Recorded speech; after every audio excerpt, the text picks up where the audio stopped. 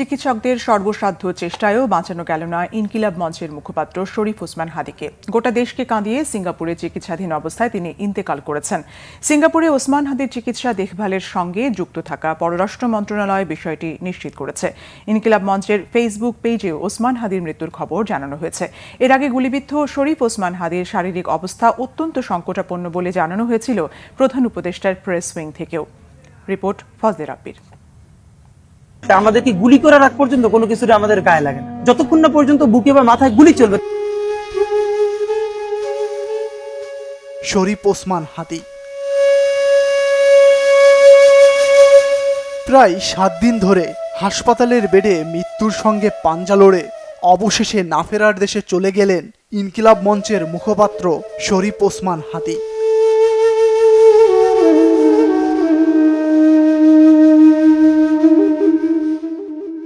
বৃহস্পতিবার রাত 9:40 দিকে ওসমান হাদির ভেরিফাইড ফেসবুক পেজে এই তথ্য জানানো হয়েছে। তাতে লেখা হয়, ভারতীয় আধিপত্যবাদের মোকাবেলায় মহান বিপ্লবী ওসমান হাদিকে আল্লাহ শহীদ হিসেবে কবুল করেছেন।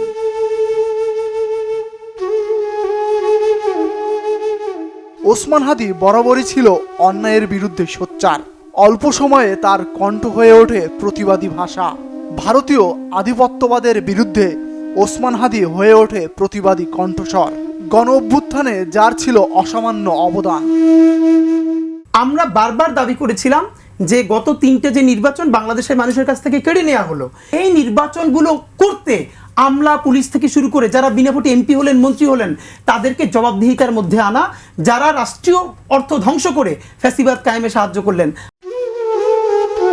গণ অভ্যুত্থান পরবর্তী সময়ে আত্মপ্রকাশ হয় ইনকিলাব মঞ্চের, যেখানে তিনি মুখপাত্র হিসেবে দায়িত্বে ছিলেন।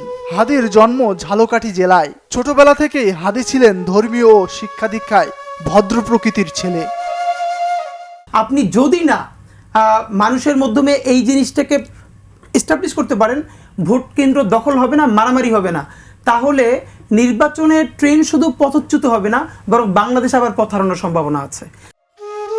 রাজনৈতিক অবস্থান ও বক্তব্যে ওসমান হাদি বিভিন্ন সময় সংবাদ সম্মেলন ও জনসভায় দেশের প্রধান রাজনৈতিক দলগুলো, বিশেষ করে পুরনো ধারার রাজনীতির কঠোর সমালোচনা করতে দেখা গেছে তাকে। আনোয়ার হোসেন মঞ্জু এবং আনিসুল ইসলাম মাহমুদ দুজনেই কিন্তু ফ্যাসিবাদ আমলে মন্ত্রীও হয়েছিলেন, এবং কোন আমলে যেই 3টে আমলে ভোট তো হয় নাই, কাউকে ভোট দিতেও দেওয়া হয় নাই, বরং সেই আমলে যখন সুবর্ণচরে একজন আমাদের মা 3 সন্তানের জননী শুধু ধানের শীষে ভোট দেওয়ার অপরাধে তাকে উপর্যুপরি ধর্ষণ করা হয়েছে। আপনি আমাকে বলেন, আওয়ামী লীগ যে অপরাধী তার কোন অপরাধটা জাতীয় পার্টি করে নাই? 12ই ডিসেম্বর দুপুর 2:30টার পরে দুর্বৃত্তদের গুলিতে গুরুতর আহত হন ওসমান হাদি। পরে তাকে ঢাকা মেডিকেল কলেজ হাসপাতাল থেকে রাজধানীর এভার কেয়ারে নেওয়া হয়। তবে ঘাতকের গুলিতে শেষ রক্ষা হলো না এই তরুণ নেতার। ফজলে রাব্বি, বাংলা ভিশন, ঢাকা।